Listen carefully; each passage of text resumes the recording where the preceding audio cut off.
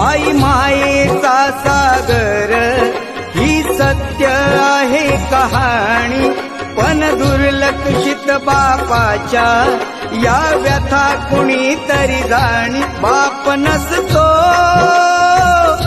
कुणाच्या ध्यानी मनी, बाप माझा वेदनांचा धनी. बाप नसतो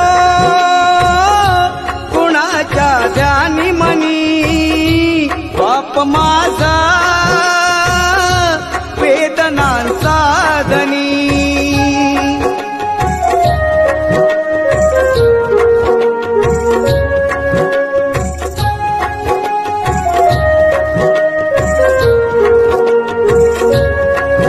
आई तव्यावरची भाकरी, बाप तव्यावरचा पलिता.